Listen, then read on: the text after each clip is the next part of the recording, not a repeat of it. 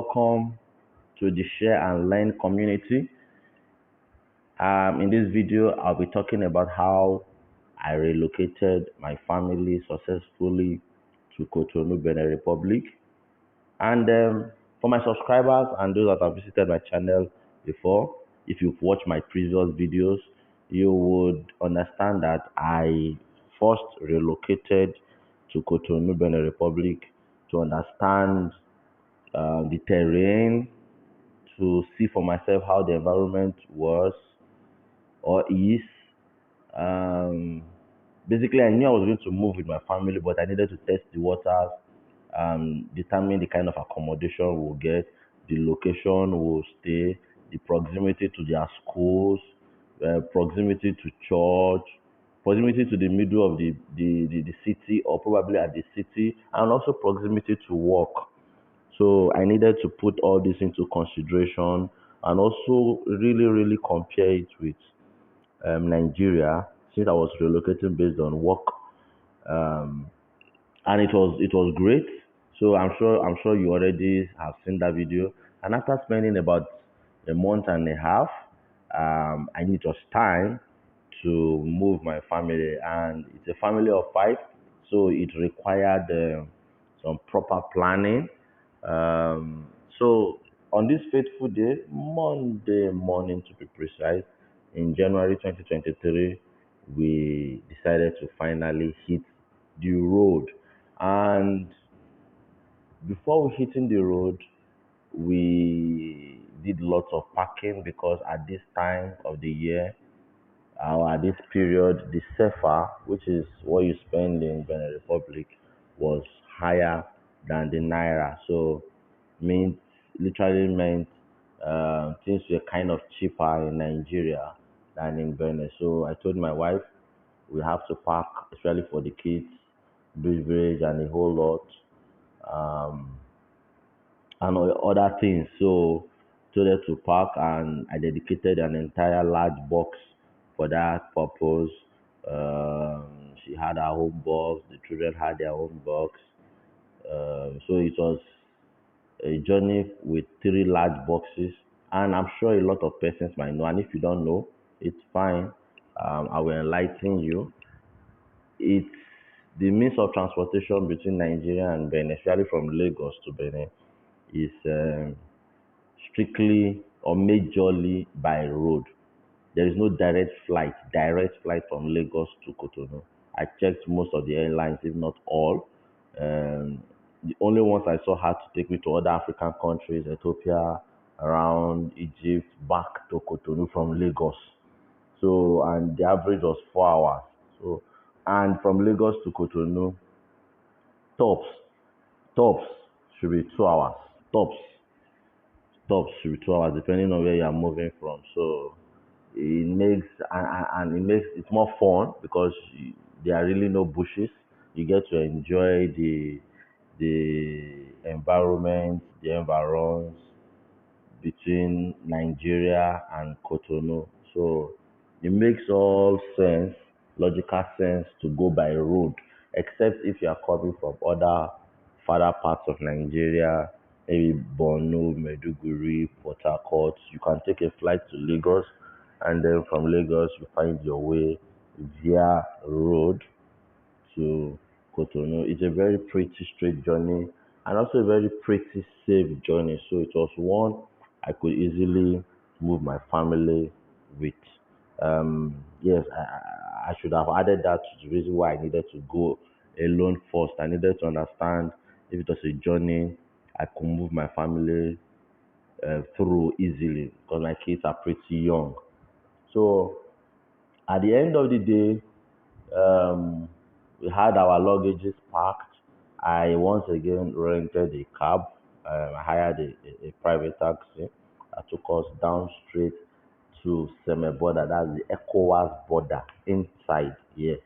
Um, it's a company hired vehicle, so the rate might be different from what you might be looking for, but um, not too much, not too much. You should be looking anything from because there was also fuel scarcity at that period. So Um, 30, it varies a lot from 30K, maybe less, a little less, or far more. It varies because of the number of persons that they carry. It matters. They don't want the law enforcement agent to stress them more. Or the law enforcement agent will keep asking, do these people have passports? Do they have a yellow card? Along the way. So the lesser the persons for the drivers, that's what they say, the easier it is for them to commute and they charge less. But the more the persons, the more they charge. So, but it's always very good that you have your ECOWAS passport or your international Nigerian passport. It's very, very essential so that your journey can be smooth. In fact, both times I have gone through that border, because I have all the documents correctly, the journey has been very smooth. You enjoy yourself. No, it doesn't matter the number of checkpoints you get stopped. You know, you are a legal tourist or traveler, so you are good to go. You don't need to worry or get delayed on your path. So at this point, um, the journey had already begun. We had to stop at some point to look for fuel. Um, it was difficult to get, but we got, and we left not too early, around 10, 11 a.m. And the entire journey, because it was private, we could take our time to stop here and there. It was really not a rush. I wasn't going to work that same day. We just needed to take our time and enjoy the entire journey. So I would advise that if you are traveling at this time, I don't know when the SEFA will go less than the Naira again. If you can get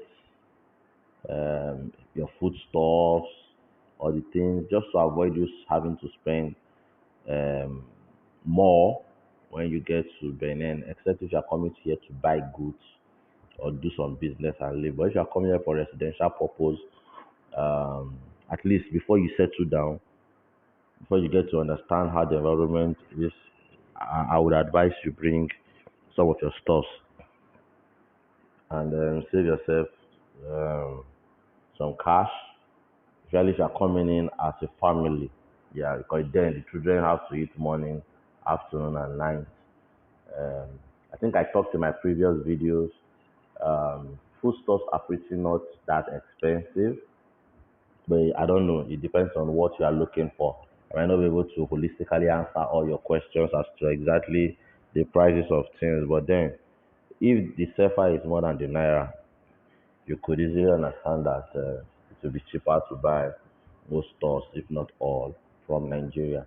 And the weight of your load does not matter. Nobody is weighing them. As long as the vehicle you are using can carry them, it doesn't matter. It can safely go through the border and the vehicle that is carrying it. So I had everything well arranged. My wife did the due diligence in safely parking everything. And then we boarded our private vehicle. It's also good that the drivers know the terrain. It eliminates unnecessary delay on the road, asking of direction. Also, it eliminates delay at the checkpoints because the law enforcement agent know them to some extent, trust them. They are able to vouch for the passengers they are carrying in a way, compared to a very first time, and that's what I want you to compare it to. It's not that the law enforcement agents are negligent in their duty, but just imagine if it's your very first time of passing that area and you are driving.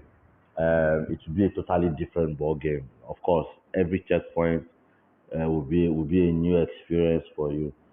With that being said, we initially intended the plan was to go with our car.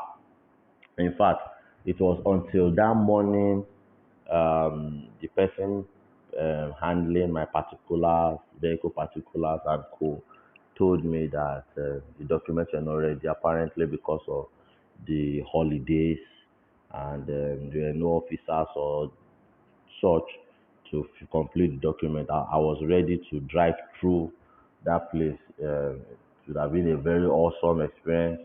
And I already mentioned in my previous video, if you haven't watched my previous video, you are missing a lot about relocation because you are general information, especially within Africa. You can actually drive into other African countries. All you need to do is get the required documents, especially let's say passing, and your international driver license that is only valid for a year. That will allow you drive within, if not all African countries, most African countries. So he was able to get me my international driver's license, but the other documents were not ready because of the holiday. So it was at that late hour I had to make a new plan, a new decision. In fact, it would have been an awesome time if we had driven. I would have been able to take my time to make more videos and give you more details. But it is what it is, and we are happy it was still fun all the way. So along the line, we had the boxes in the car, um, my family at the back. We journeyed through getting to the borders. The officers were it did not come off nice because they saw kids. They did their jobs. They checked our passports at all times through all the checkpoints till we got to the ECOWAS border. At the ECOWAS border, because this was not my first time, I think the first time I went there, all these guys within the ECOWAS border just rushed to me, both bureau de change, those that claimed they will help me stamp my passport and co. I gave them the driver that took me suggested I give them that being my first time. So I gave them, they went there.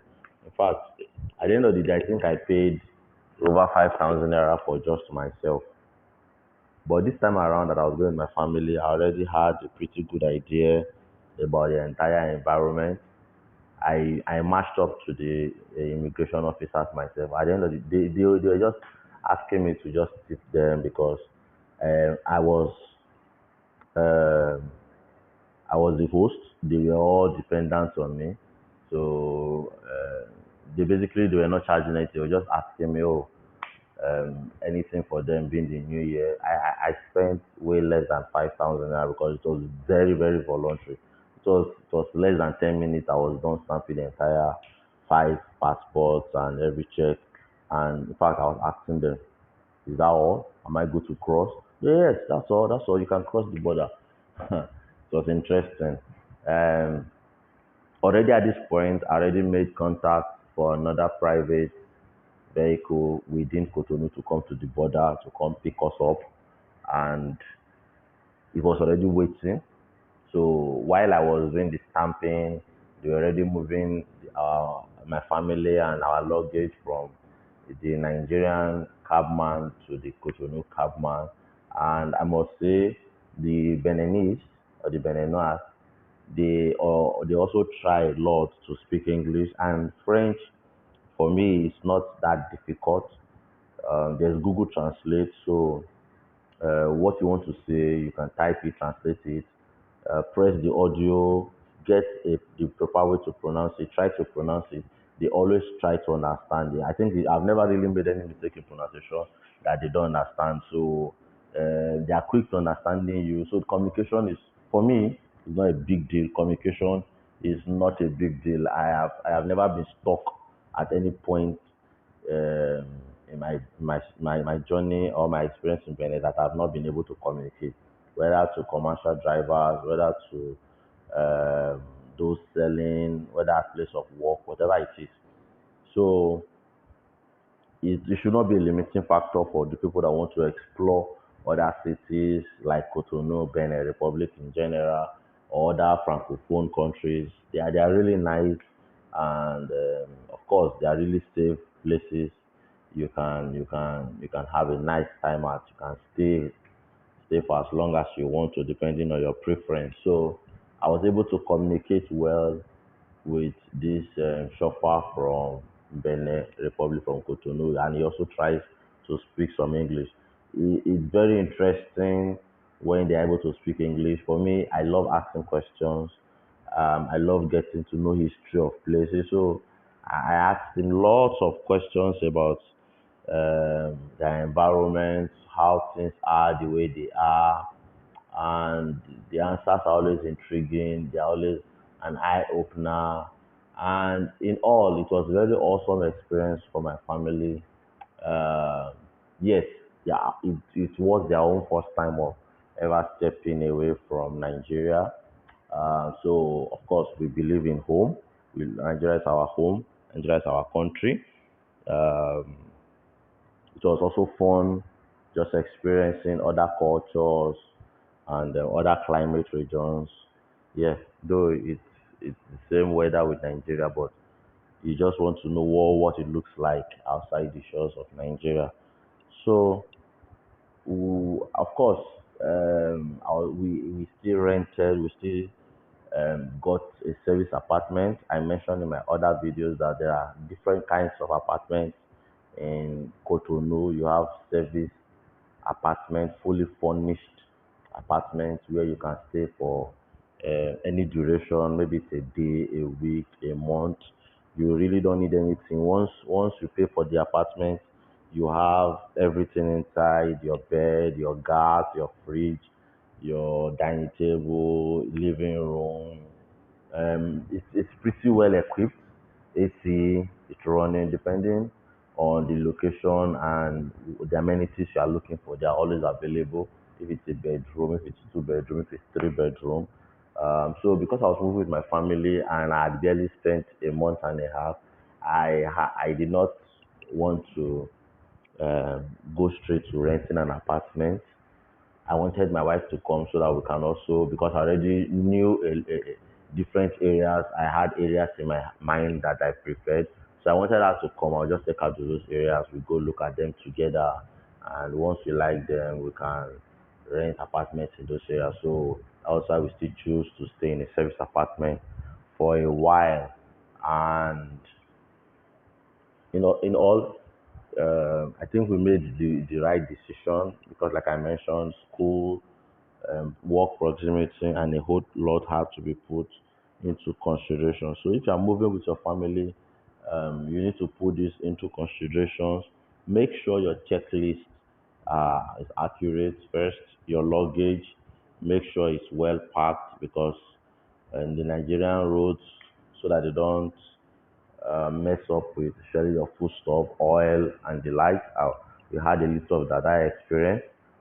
So please be careful. Well pack your foodstuffs. Then ensure that you have the right documents so that you don't feel embarrassed, you don't feel delayed. Then get either you go with someone that knows the route very well, or you go with a driver that will make your journey very easy. I think using a private vehicle is worth the cost all the way instead of having to jump from different commercial buses to the other just to save cost. In all, in fact, they picked me from our home in Nigeria and took us to my final destination home in Cotonou. So you realize that it's an awesome experience. The driver will wait and also assist with other things. So if you are moving with your family, you you need to put this all into consideration. It will help. And using a private driver within Nigeria, I learned that the My Two route or Oshodi to My Two route is always very congested. I'm not sure why. I think he mentioned due to con- construction. And the same thing when I was moving the first time, they had to bypass that route. The same with this time around. Now, why you need to put this into consideration is if you don't know the route, or if you don't investigate, or you don't use someone that knows the route, you might spend the whole day in traffic and just make your entire journey very tiring and boring. So since you're not going by flight, it's best you just, and it's not a far distance. It's best you just consider. using this means. And if you must go by general transport, I believe there's a major park in at my two. There's a major park at my two. Once you get to my two, you're able to get a direct vehicle that will take you to Cotonou. And I know there is also vehicles that will take you to Ghana. So you can also join a vehicle going to Ghana, drop at Cotonou, or drop at Togo, as the case may be. They are all on the same path. So it will be a nice time to experience this kind of trip if you are opting for such. Okay, so if you have been enjoying this video, I would like to ask you to like, share, and most importantly, subscribe so that you don't miss out on most of the videos I'll be dropping pretty soon. Now that we are fully residing here, we'll have the opportunity to answer all your questions, requests. A lot of persons have been saying, "Oh, go to the airport, make videos from the airport to this place, from this place to this place." Yes, we'll be doing all that. So make sure you subscribe, make sure you comment. Let's get your feedback. Tell us what you want to see, what you want to hear, and the places you want to experience, and then we'll share this with you real time, and we'll give you all the details that you require. So please subscribe, like, and share, and continue to enjoy the video. More information I'll be dropping because we are just only halfway through this video. Thank you. Now that we are done with the entire story, let me take you to behind the scene.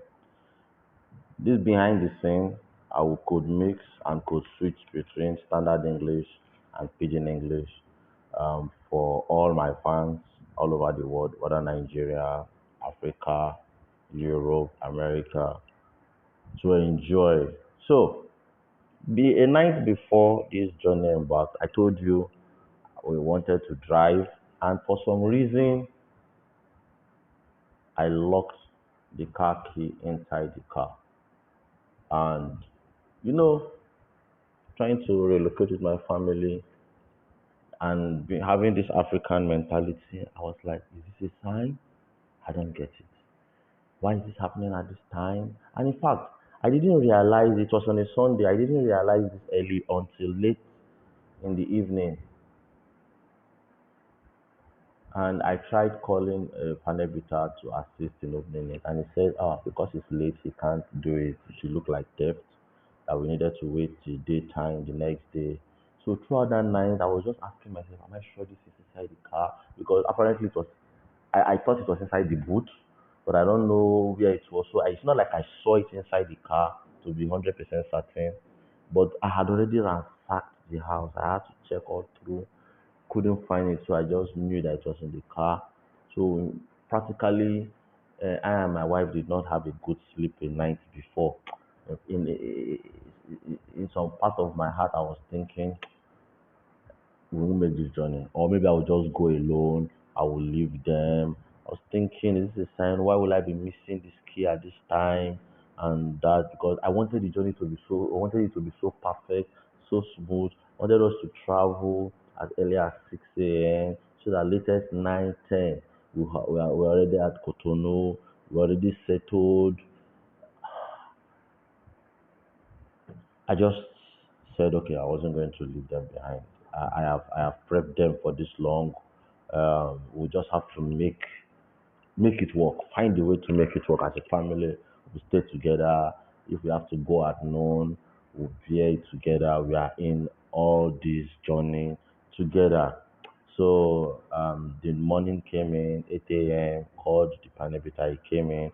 We finally opened it, and then I got the key, and we had to wait because I already told the cabman to 10. That was why I had a plan B because I was already distorted. I did not sleep throughout the night. I knew I just couldn't drive, and I already explained that I knew the terrain because of the checkpoints and all the likes.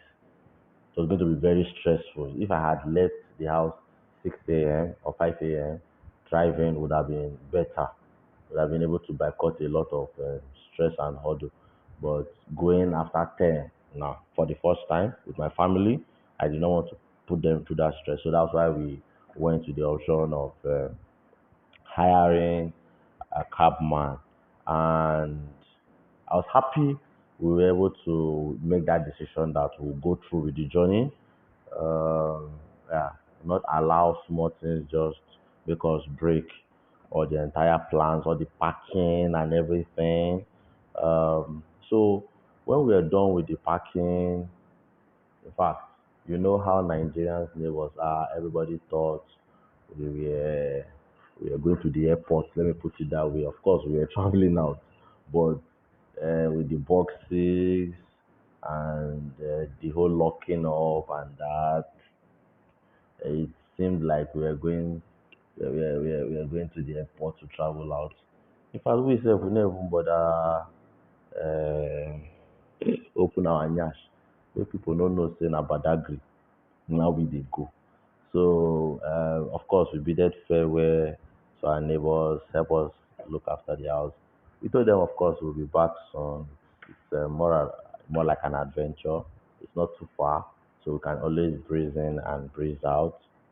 Um, so entered the vehicle. Apparently, because the cabman that took me the first time, I was using him again. He didn't know I was going. I just told him I was going to my family, so maybe he was thinking it was a family of just me, my wife, and or maybe me and my wife, or maybe one child.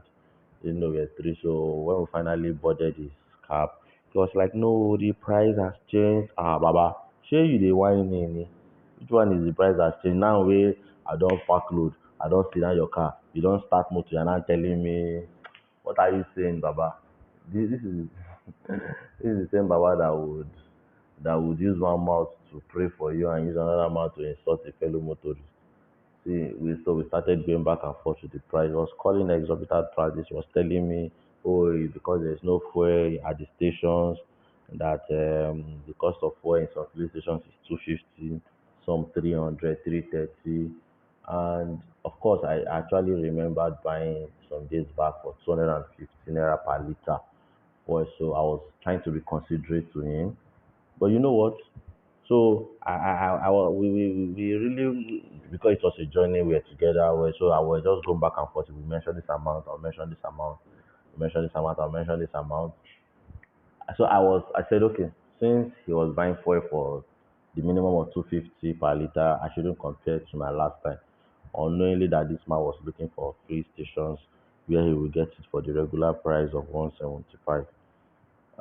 So after we had settled for the price, you realize earlier on in the video he still went on looking for filling station. I just let him be. Said, okay, it's an elderly man. That's fine. You can have some can enjoy the profit thereof. At least he's doing my family a favor. We don't have to jump from one cab to the other. He picked us up. So um, it's not bad. If you're looking for a private cab, I can actually recommend him. They know the road very well. They also have like a click. They know themselves, so it's pretty safe to use them. And because he was looking we had to go through different inner routes just to bypass the traffic through Oshodi through my two. It was already tiring. It was already tiring for me, and I was having to also hold the camera all through the road. For now, I'm using my phone, so I had to hold my phone for a very lengthy period. You can imagine for almost an hour, 30 minutes. It was exhausting, and coupled with the fact that I we did not sleep very well the previous night. At some point in this video, I slept off. Maybe I dozed off, I slept off. But I think I had about 10 to 15 minutes nap. And remember, my children are at the back of the car. So that's why I practically could not use the original audio for this video. Those guys were just talking, shouting, having fun, enjoying themselves. It was a long trip for them because of the halts, the holidays. They were also having fun, enjoying themselves. So they woke me up kind of. Um, their shouting was one that woke me up, and also some itching for my YouTube subscribers that I should continue videoing. Yes, those two things woke me up, and I had to continue um, from where I stopped the video. Continue making this video for everyone here to learn from, to get experience from, to comment on. So if you haven't dropped a comment yet, of course, I've given you lots of information to share. So even in this behind the scene, I'm sure you pick one or two interesting information. So please subscribe, ask your questions, like and share. It was very interesting for me to have moved them to another land. For of course, it's our very first time living in Nigerian shore. So I was happy I did not leave them behind, regardless of what it wanted to see the previous night. So we made it through the border. We were able to cross safely, and it was great for me. It was fun for me. It was and a different feeling for me. I was able to move them across. I wanted them to just get a different feeling, different language, different culture, different environment, everything different. Let them just observe and learn something different from the norm for the years they've been. So that was a good feeling for me. And I was trying to ask my wife behind the car because she was with the kids at the back. Of course, I couldn't bring any of the kids to the front because we're on the express. I'm sure you know that for safety reasons. So they had to be with her comfortably at the back of the vehicle. So I was asking her when we entered into Cotonou, after driving some few minutes into the city. So how do you feel? How you enjoying the environment? How do you see the environment?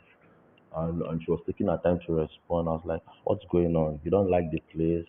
So, and she was like, she's using her head to translate. My wife done Google Translator. She'll be reading the billboards, the banners in French, and try to make sense out of it to what it looks in English. And I was like, it's not everything really that you can just translate like that. That will make sense. Some maybe few you can guess, and this is what they are trying to say. A whole lot is different. A whole lot is different. For instance, yes means we.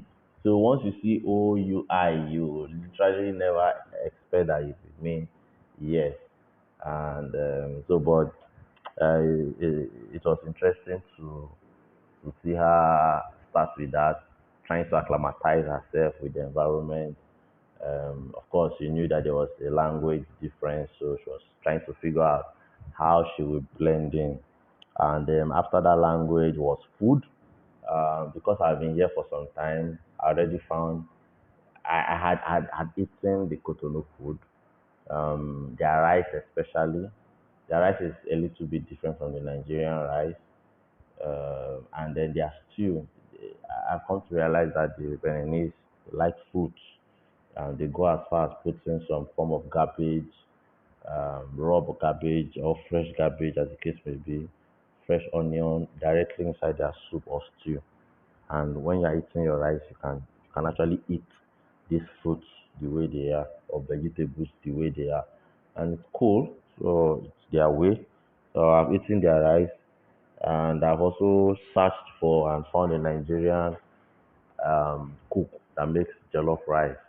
Yeah, you know that Nigerian signature food, jollof rice, and he makes it so spicy, so lovely, so delicious that throughout when I was in Nigeria, I was thinking of Cotonou Nigerian rice. Like it was that crazy. So when we landed that day, I thought I was making reference to that rice to my wife. So when we landed, I said, okay, so you know what? Today, no cooking because the sales apartment has gas, has everything, so you can actually cook. I said no cooking, no, no nothing, no eating anything, and I'll just because the journey was kind of lengthy and stressful. We took off late, like I mentioned. So I just made order for the jollof rice, and of course, it was awesome. Talking about the water, Cotonou has, or Benin Republic has, one of the cleanest waters As one of my uh, subscribers commented in one of my previous videos, the statement said they have the cleanest water in the whole of West Africa or Africa, West Africa. That's what the person said. The water is that clean. Is provided by the government, so um, you don't need to buy water. And throughout my 1.5 months I stayed previously, I drank the water because that's what the Beninese people drink. So I drank it and it was fine. It did not have any strange taste and I did not fall sick. So I also introduced my family to the water. My wife was skeptical about it, but I told her um, how clean the water is. She saw the water too, and the kids have been drinking the water. So if that is a new information to you, the water is great. The water is fine. And then the apartment, they were also intrigued about the apartment. The apartment is great. Literally, we did not have to bring anything. There are plates, there are spoons, there's TV, there's cable, there's AC. In fact, there's a serviced apartment fully, and there's constant power supply, of course. That's not to be said.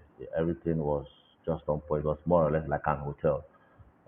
So they were also intrigued about that. And then the people, they met different set of lovely people. These people are very down to earth. There's no competition. In fact, I told her you don't need to wear the best of clothes. In fact, the kids just wore simple clothes. She wore simple clothes. I wore simple clothes. I said, the more you dress here, the more you look. I don't even want to use the word you are calling attention. It's not attention. It's attention in a in a non-positive way, so to say. It makes you look like what this guy is doing or what he's trying to prove indirectly. So everybody is just you see their women tie wrapper to the banks, tie wrapper and drive their bikes like they are truly African. They are truly African. It's not this colorful clothes we want to show off of. No, their models, the color of their clothes are not flashy. Nobody cares about the quality of your clothes. Nobody, regardless where I stay, where I work. In fact, this is the first working environment I will be to. Nobody asks you how did you commute to the office. My previous places, you see somebody just come to the office and say, my Uber driver this, my Uber driver that, my cab gear is this, and the clinic that I enter, that. Nobody cares, nobody talks. Your private life is completely private to you. Nobody asks you, are you married? Or how many kids do you have? Nobody has ever asked me that question. I have never heard people discussing it like everybody just have a nice time. Everybody just play games in the office. Everybody just do their job. Everybody just professional. Everybody's cordial. Nobody's trying to break into your space and make you feel irritated or make you feel somehow the wrong way. So it's a very lovely um, environment where the people, everybody just, I really don't know how to put it. It's not like everybody's minding their business, but everybody is minding their business and everybody is that lovely. When you need the support, everybody is ready to give it to you, and there is no unhealthy competition. I tell you the truth, if you wear the same clothes Monday through Friday to work, hardly will anybody notice because nobody is actually looking forward to what you're putting on. It's that simple. And people don't dress. You see managers putting on just t-shirt, and this t-shirt I'm telling you about is just regular common t-shirt. So um, there is no unhealthy competition. And where there is no unhealthy competition, you don't have rivalry. When there is no rivalry, you don't have strife. When there's no strife, you don't have fight. You don't have hatred. You don't have malice. So all you have is happiness, peace of mind, a peaceful society, a peaceful economy. So the people are lovely, and because of what I just mentioned, it transcends to security. So 2 a.m. most times I've gone to work 4 a.m., 5 a.m., 2 a.m. I've even gone to work 2 a.m. because then that was when I was alone in Cotonou before I brought my family. I just wake up at the middle of the night. I'm like, I'm bored. I should just go to the office. because there are some persons in the office that do overtime. So I just go to the office. Seeing people will be more comforting than just being awake all throughout. So man, once I'm done taking my bath, dressing up, I'll go outside. There are lots of bikes. I'll just take the commercial bike and I'm already heading to the office. In a couple of minutes, I'm in the office and the place is very safe, it's very conducive, very awesome. So the people, um, my family got to also meet the people, very warming and welcoming. And of course, I needed to get data. People have said it, people have varying opinions about this. For me, data in Cotonou, in Benin Republic, is expensive. The number of ISP internet service providers are not much compared to Nigeria. So there's kind of monotony in the system, monopoly in the system, and because of this, the internet is expensive. Um, some people say there's really nothing like unlimited. You pay as much as um, 20,000 CFA, 25,000 CFA just to get some form of gig, just gigabyte of data, not even terabytes. In Nigeria, if I'm paying 25,000 naira for data, I can imagine I'll be spending maybe it should be for a 3 month plan on a regular mobile network, but here it's just be for a month. So, but I have to get the data for my family so that while I'm at work, they can have access to the internet to do some other stuff. And the market experience. Maybe because my wife is a woman, I did not really venture into the market throughout my stay alone. I never went to the market. I only went in my street, just get some little stores around my street, and that was all. But when she came, in fact, I set her up. I wanted her to experience what the market was. Till date, I don't even know the name of the area where I stay, but this woman located the market. She did not even call me. She got everything she wanted to get, even with the language barrier. I don't know how she did it. And then she came back. The next thing I said was a knock on the door. Oh my God. In fact, throughout when she was out, I was tense. Like, I was just expecting her call to say, oh, I'm lost. And I would say, turn on your video. Let me know where you are. Let me try and figure out. Or try and go to this landmark. That's the place I know. From there, you can figure it out. No. So really, I don't know how you women do it. You guys are great, and it's just an awesome experience. So if you are planning to relocate and you are married, it would be great if you can move with your entire family, depending on the size, depending on your plan. But if not, you can go alone. Of course, you should go alone, test the waters. If the distance, if the country is not far, especially if it's within Africa. But of course, if it's in Europe and other far destinations, you might have to go with them all at once. But also put into consideration all that we have mentioned and ensure that where you are going to, you are not going there stranded, you are not going there without a plan. Um, you're not going there to start your life all over when you're already above 35. So that you don't because of course I'm thinking people that relocate are not looking to spend the rest of their life in those countries. They want to return back. So if you're already 35 years and for instance you're going to retire at 37, no, at 70, is it the 35 years? Do you want to spend 10 years doing menial jobs? Is it at 50 that you start doing an office job? Just put this into consideration and ensure that you're relocating for the right reasons. You're relocating for the right purpose so that you don't just waste the years you have already spent on earth and then having to go start all over. But in all, um, God would always guide our journey and our path, and we'll always be able to make the right decision. So when we finally settled down with all, I because I did not come with my vehicle, I had to rent. uh, a taxi from a taxi company that we could easily use in and around Cotonou. Of course, I mentioned that I had my international driver's license already collected. So with that, I was able to take my family around, make them see places, many monuments. I'll be sharing that in subsequent videos. Great places to see in and around Cotonou.